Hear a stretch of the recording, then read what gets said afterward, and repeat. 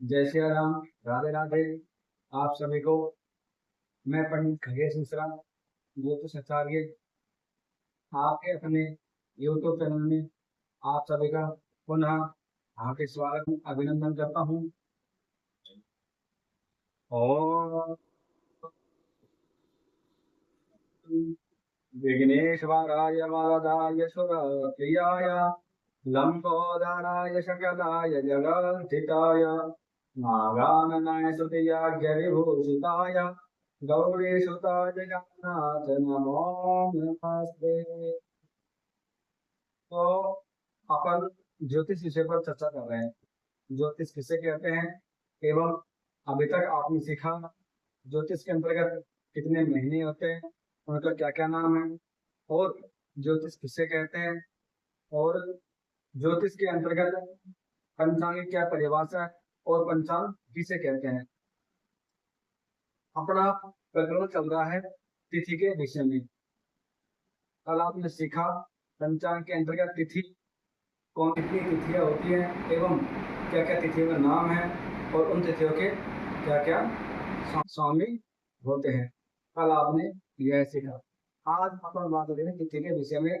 तिथि किसे कहते हैं और एक तिथि का मान क्या होता है, एक तिथि कितनी डिग्री की होती है और एक राशि कितनी डिग्री की होती है। तिथि वार पंचांग प्रकरण। तिथि प्रकरण। एक चंद्रमास में 30 तिथियां होती है। अपने ज्योतिष शास्त्र के अनुसार 4 प्रकार के मास होते हैं। अपने ज्योतिष शास्त्र के अनुसार 4 प्रकार के मास होते हैं। वो कौन कौन से मास होते हैं? एक तो चंद्रमास, दूसरा सौर मास, तीसरा सावन मास, चौथा नक्षत्र मास। अपने ज्योतिष शास्त्र के अनुसार ये 4 प्रकार के मास होते हैं। इसके अंतर्गत पहला मास आता है चंद्रमास। चंद्रमास के अंतर्गत 30 तिथियां होती है। जो 30 तिथियां होती है उनको 2 पक्ष में बांटा गया है। 2 पक्ष, एक तो शुक्ल पक्ष और कृष्ण पक्ष। शुक्ल पक्ष में 15 और कृष्ण पक्ष में 15 तिथियां होती है। 15 + 15 यानी कि 30 तिथियां होती है। एक चंद्रमास में 30 तिथियां होती हैं। शुक्ल पक्ष को चांद्री रात भी कहते हैं। शुक्ल पक्ष में चंद्रमा की कलाएं होती है, यानी कि जब शुक्ल पक्ष होता है तो उसमें चंद्रमा की कलाएं हमेशा बनती है और चंद्रमा सूर्य से दूर हो जाते हैं। चंद्र महाराज सूर्य महाराज से दूर हो जाते हैं। कृष्ण पक्ष को अंधेरी रात भी कहते हैं। कृष्ण पक्ष में चंद्रमा की कलाएं बढ़ती है। जैसे शुक्ल पक्ष के अंतर्गत चंद्रमा की कलाएं बढ़ती है तब पूर्णिमा होती है, और जब चंद्रमा की कलाएं घटती है तब अमावस्या होती है।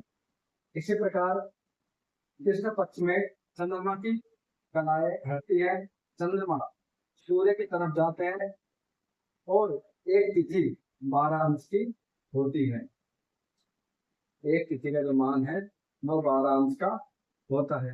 अब तिथि का मान क्या होता है, तिथि का अंश क्या होता है, तिथि कितने डिग्री की होती है? एक तिथि 12 डिग्री की होती है।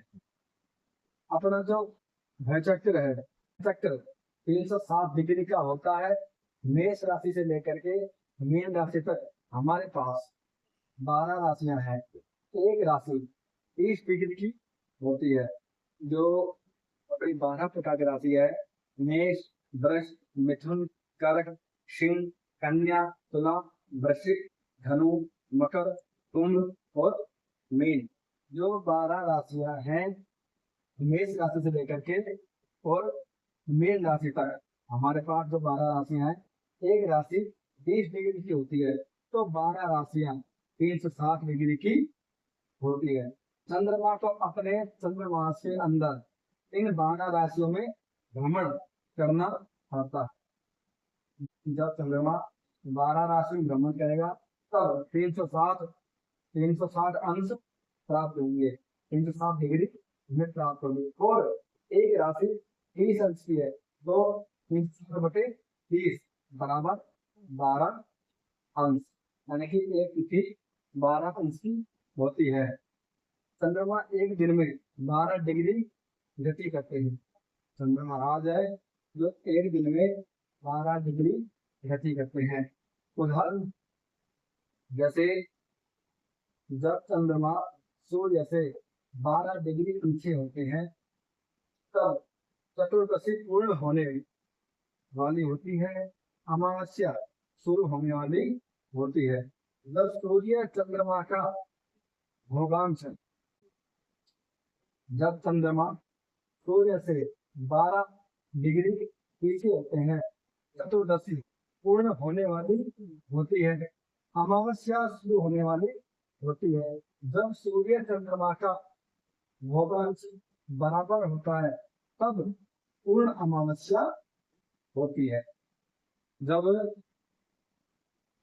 चंद्रमा और सूर्य का भोगांश, यानी कि जब चंद्रमा सूर्य से 12 डिग्री पीछे होते हैं, यानी 12 डिग्री में कर लिया, लेकिन अगली तिथि में जाने के लिए उसको 12 डिग्री पूर्ण करनी होती है, तब बराबर बराबर होने से 12 अंक पहुंच चुका है तब पूर्ण अमावस्या होती है।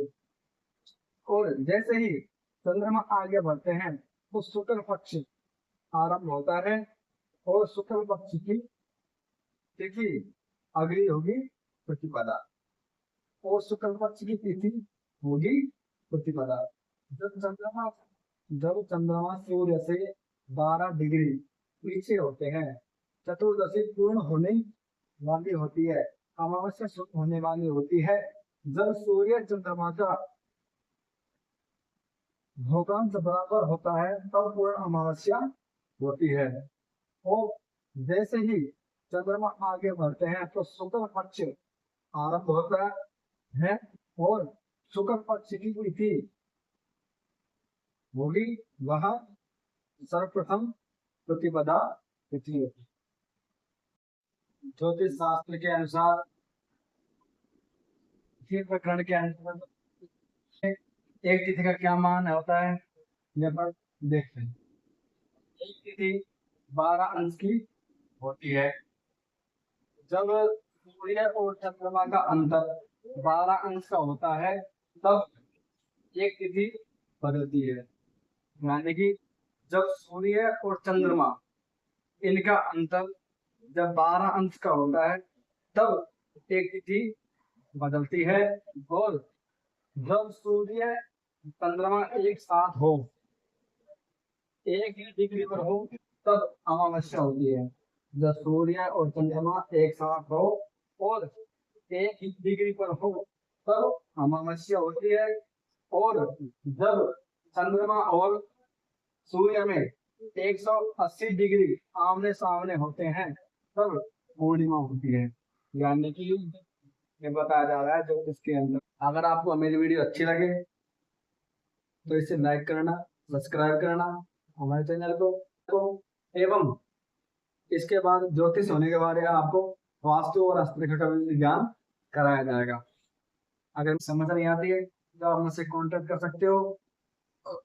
इसके बाद में अगली वीडियो मिलती है आपसे, कल पुनः मिलेंगे। जय सिया राम, राधे राधे, जय सिया।